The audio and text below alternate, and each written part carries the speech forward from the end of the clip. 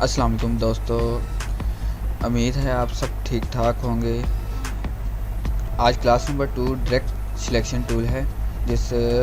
जो previous class थी उसमें मैंने सिलेक्शन टूल के बारे में बताया था। आज मैं आपको डायरेक्ट सिलेक्शन टूल के बारे में बताऊंगा। डायरेक्ट सिलेक्शन टूल होता क्या है, इसका मेन पर्पस क्या है। ठीक है, इधर मैंने कुछ शेप्स बनाई हुई हैं, ठीक है, जिससे आपको मैं पूरा प्रॉपर तरीके से गाइड करूँगा कि डायरेक्ट सिलेक्शन टूल होता क्या है। ऊपर मैंने एक शेप बनाई है लाइन सेगमेंट कह लें, लाइन कह लें। चलें मैं इसको जूम करके आपको थोड़ा सा क्लियर कर देता हूँ।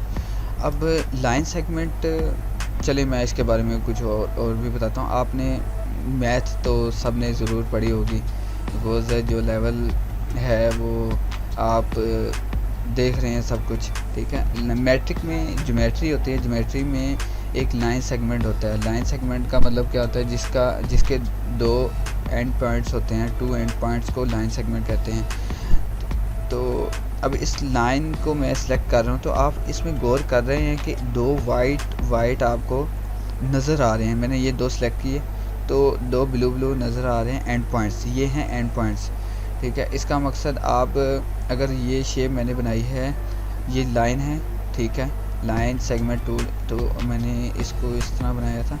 ये मैंने देखें बना रहा हूँ लाइन, ये अब लाइन सीधी आ रही है बिकॉज मैंने शिफ्ट के साथ लाइन को बना रहा हूँ। शिफ्ट दबा के रखेंगे तो आपकी कोई भी लाइन होगी वो बिल्कुल स्ट्रेट बनेगी, उसका बहुत फ़ायदा होता है, ठीक है। कोई भी लाइन आपकी बिल्कुल स्ट्रेट आती है, ठीक है। अगर लाइन आप सेगमेंट शिफ्ट नहीं दबाएंगे तो वो आपकी लाइन आप जहाँ मर्ज़ी घुमाएं, ये देखें, जहाँ मर्ज़ी आप उसको लगा सकते हैं लाइन को। अगर शिफ्ट दबा के करेंगे तो आपकी लाइन बिल्कुल स्ट्रेट जाएगी।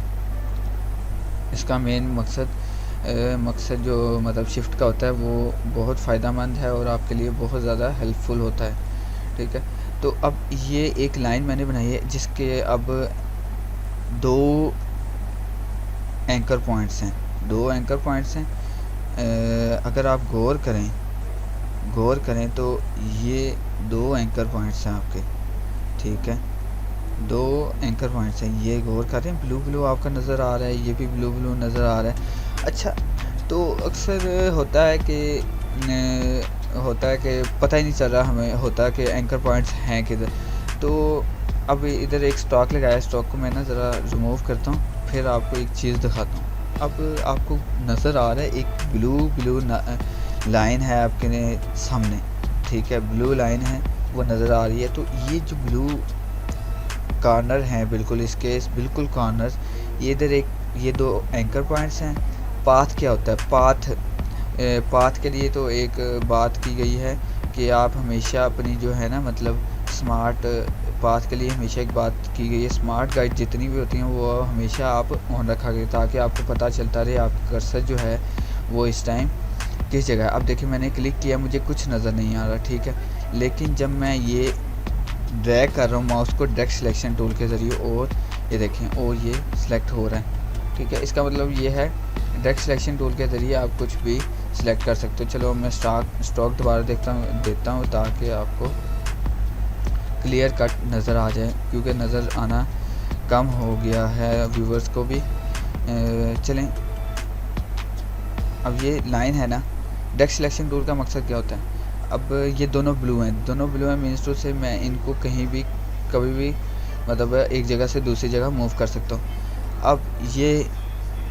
अब एक चीज़ गौर कर रहे हैं आप, ये वाइट है, अभी तक मैंने इसको, जो वाइट होगा वो अभी तक सिलेक्ट नहीं हुआ डायरेक्ट सिलेक्शन टूल के ज़रिए, जिस पे हम क्लिक करते हैं। ये अब एंकर पॉइंट है, अब इसको मैं मूव जहाँ मर्ज़ी करूँ, देखो लाइन अपनी जगह पे है बिकॉज मैंने इस एंकर पॉइंट को सिलेक्ट किया था। और ये छोटा बड़ा जहाँ मर्ज़ी आप कर दो, ये मैंने सिलेक्ट किया हुआ है, ठीक है। अगर मैं इसको सिलेक्ट से हटा देता हूँ, ठीक है, और इसको सिलेक्ट कर लेता हूँ, तो अब आप इसको सिलेक्ट करके जहाँ मर्ज़ी मूव करो, ये अब आपका जहाँ मर्ज़ी मूव हो सकता है, ठीक है।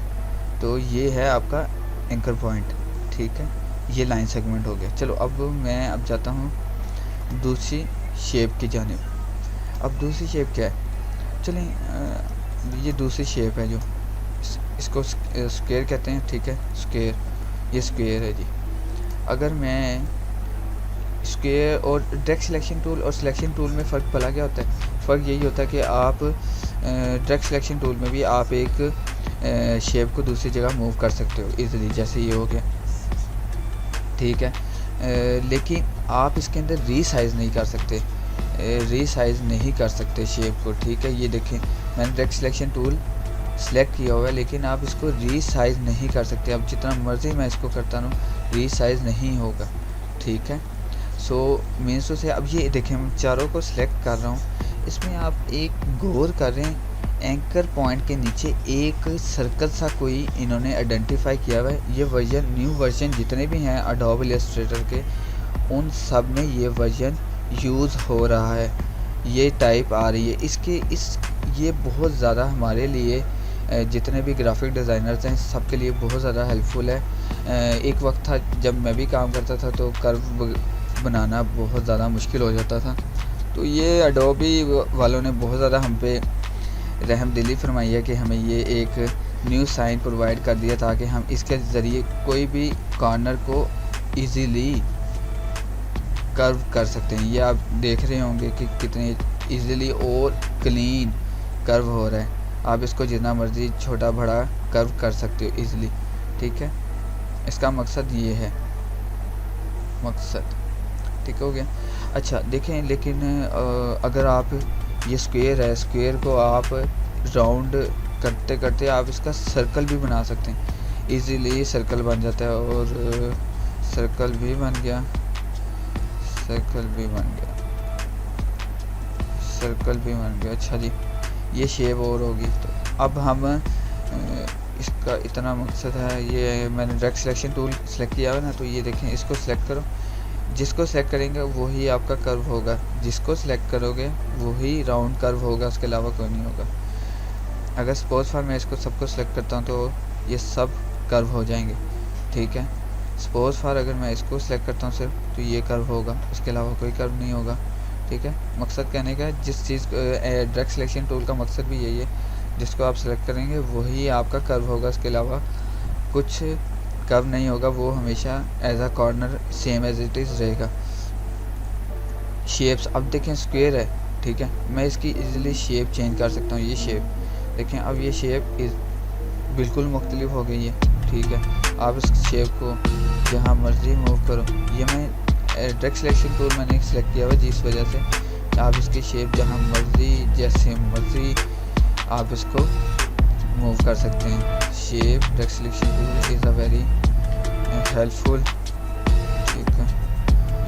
चलें, इस डायरेक्ट सिलेक्शन टूल का मकसद आपको मैंने ये भी बता दिया। अब देखें, अब इसमें मैंने डायरेक्ट सिलेक्शन टूल में अब भी एंकर पॉइंट्स आ रहे हैं, इसमें भी मैं कर्व इजीली कर सकता हूँ क्योंकि ये कॉर्नर्स हैं, ठीक है। तो कॉर्नर को मैं चाहता हूँ कि यार मैं कर्व कर लूँ, तो आप इसको इजीली कर्व कभी भी किसी टाइम भी आप इसको कर्व कर सकते हैं अपनी मतलब नीड्स के मुताबिक, जैसे आपको अच्छा लगे। अब इसको सेलेक्ट करूँगा तो मैं इसको भी कर्व कर सकता हूँ, ठीक है। ये जैसे देखें, ये अब ये कर्व हो चुका है। तो इसका मकसद और सारा वाज़ेह होता है कि इस डायरेक्ट सिलेक्शन टूल को आप अभी तक तो समझ गए होंगे डायरेक्ट सिलेक्शन टूल होता क्या। चलें, अब मैंने एक और शेप बनाई हुई थी इधर, ये सारी शेप्स मैंने इस केंद्र से बनाई है। रेक्टेंगल टूल बनाया हुआ था एक मैंने, ठीक है। एक मैंने पॉलीगन टूल बनाया हुआ, ये पॉलीगन टूल है। उसके बाद एक स्टार टूल है, ये बनाया हुआ है, जिसका मकसद है, ठीक है। तो चलिए अब स्टार टूल को देखते हैं। स्टार टूल देखें, अब स्टार टूल के भी जो सब कॉर्नर बने हुए हैं, सब कॉर्नर है। अब मैं अगर सिलेक्शन टूल को मैं लूँगा तो ये कभी भी मैं इसको कर्व नहीं कर सकता। अगर मैं डायरेक्ट सिलेक्शन टूल को सिलेक्ट करूँ तो मैं इस सब को इजीली कर्व कर सकता हूँ। अभी मैंने सबको अगर मैं सबको सिलेक्ट करूँ तो मैं सबको कर्व कर सकता हूँ। सॉरी, अगर मैं सबको सेलेक्ट करूँ तो सबको कर्व कर सकता हूँ इजीली। चेक, आप देख रहे होंगे इजीली हो सकते हैं, ठीक है। तो अगर मैं सिर्फ और सिर्फ एक ये, अब मैंने शिफ्ट दबाया हुआ है ताकि जिस चीज़ को मैंने कर्व करना है उसको मैं सिलेक्ट कर रहा हूँ। ये शिफ्ट दबा के सिलेक्ट कर रहा हूँ। अब मैं चाहता हूँ ये जो 5 कॉर्नर्स हैं ये सिर्फ कर रहा हूँ। तो ये देखें, अब आप अपनी ज़रूरत के मुताबिक जितना आपको कर्व राउंड कर्व चाहिए उतना आप कर सकते हो इजीली। देखिए कितना क्लीन और कितना एफिशिएंट तरीके से ये कर्व हो गया। अब ये देखिए शेप डिफरेंट स्टार से देखो शेप डिफरेंट बन चुकी है, ठीक है। अगर मैं अब चाहूँ कि यार ये जो शेप है ना ये करना ये कॉर्नर है, तो मैं इसको शिफ्ट दबा के इसको शिफ्ट दबा के इसको शिफ्ट दबा के इसको और शिफ्ट दबा के इसको, इन सबको फिर मैं कॉर्नर बना दूंगा इनके। अब चेक करो शेप अब दोबारा चेंज है, ठीक है। तो डायरेक्ट सिलेक्शन टूल का मकसद यही होता है कि आप किसी भी कॉर्नर को अपने राउंड कॉर्नर उसके कर सकते हो इजीली, ठीक है। अब एक पॉलीगॉन टूल भी मैंने शेप बनाई थी, चलो मैं उसके बारे में ही आपको बता देता हूँ। पॉलीगॉन टूल में भी ऐसे ही कॉर्नर है, मैं इसको सेलेक्ट करूँगा ये भी एज इट इज़ ऐसी बन जाएगी, इसको सेलेक्ट करूँगा ये भी एज इट इज़ ऐसी बन जाएगी, ठीक है। सिलेक्शन पे ही डिपेंड है सारा कुछ।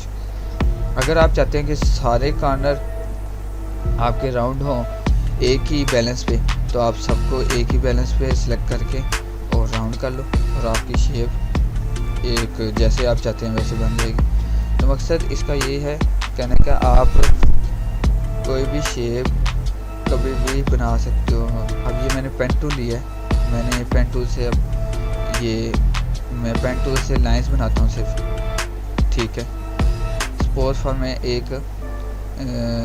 ट्रायंगल बना रहा हूँ, ट्रायंगल मैंने बना दिया, ट्रायंगल बना दी। अब मैं चाहता हूँ कि ये जो कॉर्नर है ना इसके ये कॉर्नर राउंड हो जाए, तो मैं डायरेक्ट सिलेक्शन टूल लूँगा और इसको राउंड कर दूँगा। देखिए ये शेप इजीली बन गई आपकी। राउंड कॉर्नर चाहते थे आप, राउंड कॉर्नर आपके बन गए, ठीक है। तो मकसद सिर्फ और सिर्फ डायरेक्ट सिलेक्शन टूल का यही है कि आप किसी भी चीज़ को इजीली छोटा राउंड कॉर्नर उसके इजीली कर सकते हैं, ठीक है। सो मकसद आपका मैं चलें अब मुझे इजाज़त है, अल्लाह हाफ़िज़।